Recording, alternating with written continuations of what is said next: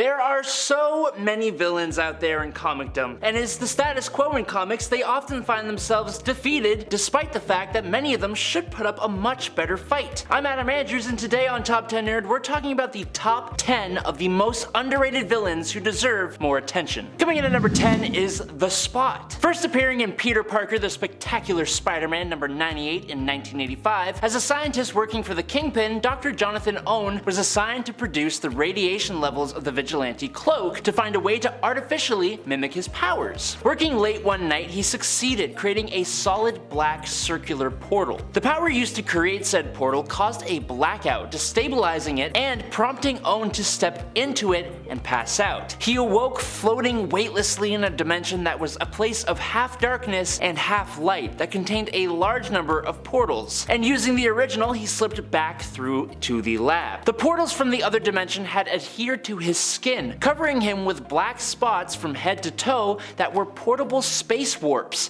and he decided to become muscle for the Kingpin using these powers. He faced Spider-Man and Black Cat, announcing himself as The Spot, causing Spider-Man to fall down laughing. But the potential of his powers not only defeated Spider-Man just once, but could potentially defeat many other heroes, making The Spot someone you may not want to underestimate. Luckily, he's popped up in the recent Carnage comic, but not for very long. Number 9. Moonstone. Carla Sofin was a not-so-moral psychiatrist who particularly enjoyed manipulating her patients into paranoia rather than actually helping them. So we're already off to a really good start here. This led her to be an assistant of the villain Dr. Faustus, and her manipulative skills only grew under his teachings. This allowed her to get time with Lloyd Bloch, the original Moonstone. She gave Lloyd hallucinogens and persuaded him into giving her the Moonstone and the Kree device that granted him his immense powers, which included 10-ton superhuman strength, super speed, stamina, durability, agility, reflexes, and flight, as well as, thanks to the Gravity Stone, the ability to control gravitational forces, enabling her to move and otherwise manipulate matter, to create force fields, to increase gravity around a target and crush it, to generate miniature black holes, and even to transport objects through dimensional rifts. Now, she's been featured in some big villain teams and moments, but I don't think she's ever really had her own time to shine as a solo villain in a real, tangible way. Number 8.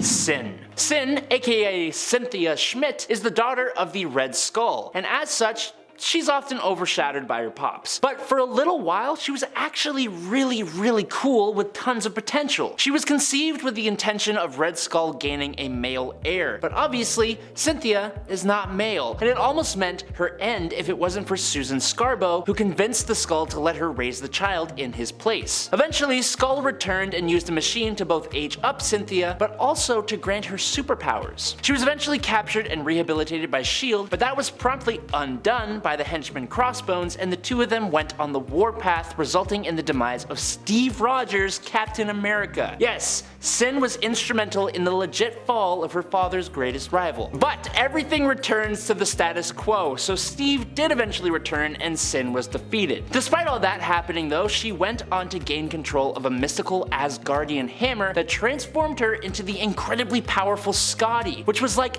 the main inciting incident for the Fear Itself storyline. She's a really cool villain, and one that needs more time in the limelight. I almost prefer her to her father, as much of a sin as that is to say, no pun intended. She just feels even more ruthless and convincing. I want more Sin. It's a weird thing to say. Number 7. Kille Moth. Kille Moth, unlike a lot of the characters on this list, isn't really that powerful. But that's not what makes them underrated and in need of more attention. Kille Moth is just fun. Drury Walker first appeared all the way back in Batman number 63 from February 1951, and his whole shtick is just goofy. While other characters have taken their inspiration from having similar backstories to the Batman, the Kille Moth wanted to be the criminal's version of Batman, so he got himself a moth signal and a mothmobile and the name of Kille Moth.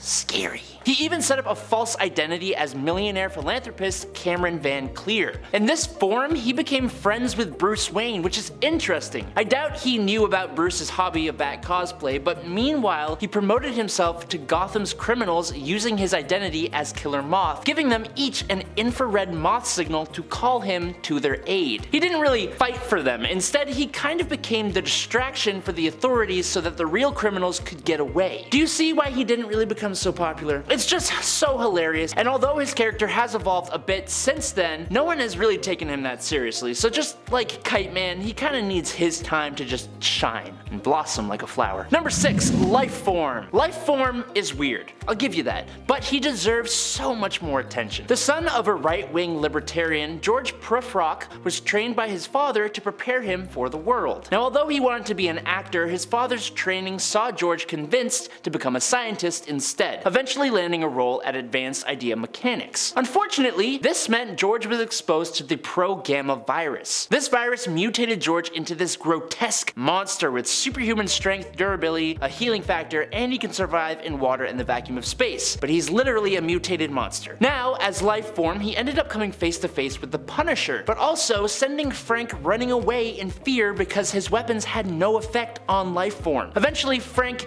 defeated Lifeform, pushing him into a river, but George came back. Now, with two personalities, one his normal peaceful self and the other being the monster. George now came into conflict with Daredevil, but this time he was more of a confused monster, and eventually, in an altercation with the police, his heart began beating so fast that he collapsed and then dissolved into a puddle. When he reformed, this time he was put into battle against the Hulk by the alien Mercy, who also turned him back into an actual man again. But this wouldn't last as he remutated and attacked an entire hospital. Eventually, this led to the Silver Surfer taking George to a dead planet destroyed by Galactus and just leaving him there as he couldn't bring himself to put an end to this dual personality monstrosity. And that's the last we ever saw of Lifeform, and I need to know more. Number 5, Wrath. A young, successful, and secretly entirely evil CEO, Wrath is capable of being both Batman and Bruce Wayne's #1 nemesis and antithesis, and yet almost no one cares about him or even knows about him. Wrath first appeared back in 1984 as basically an anti-Batman, and while that may sound like lazy writing and may make you think he won't be popular, he did it before the major villain Prometheus even ever conceived of the idea. Wrath's parents were two burglars who were accidentally taken from this plane of existence by a young police officer